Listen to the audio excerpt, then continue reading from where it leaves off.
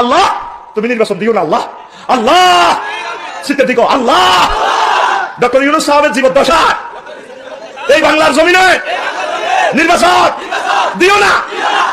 এই নিয়ামত তুমি আমাদেরকে দিছো, এই নিয়ামত তুমি ছিনে নিও না আল্লাহ। আল্লাহ তাকে লেখায়া দাও। কেউ যদি 1 দিরহাম পরিমাণ সুদ খায়, 1 দিরহাম বাংলাদেশের প্রায় এখন 30-32 টাকা সামথিং এদিক সেদিক হতে পারে। কেউ যদি 1 দিরহাম পরিমাণ সুদ খায়, শরীয়তের আলোকে কোরআন হাদিসের দ্বারা প্রমাণিত,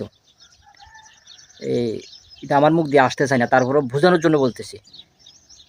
1 দিরহাম পরিমাণ যদি কেউ সুদ খায় তাহলে 40 বার নিজের মায়ের সাথে জানা করার সমান। এটা আমরা আমজনতা কীভাবে জেনেছি? আমরা যারা কোরআনের ভাষা বুঝি না, আলেম ওলামার মধ্যে দিয়ে আমরা এটা জেনেছি।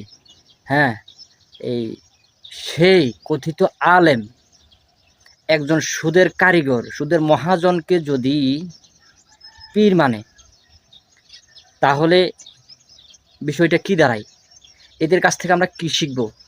আমি বলতেছি, কথিত সেই মৌলবী দচ্ছে করছে হচ্ছে এই ভাষায় কথা বলে, যে ওইরকম একজন মৌলবী বলে, আল্লাহ ডক্টর ইউনূসকে তুমি হায়াতে তাইয়্যেবা দাও, ডাক্তার ইউনূসকে তুমি জীবন ক্ষমতায় রাখো। কি আজীব কথা! এই ধরনের মোল্লাদেরকে যারা আশ্রয় প্রশ্রয় দেয়, আমার মতো আপনার মতো মানুষ এদেরকে দাওয়াত দেয় কে?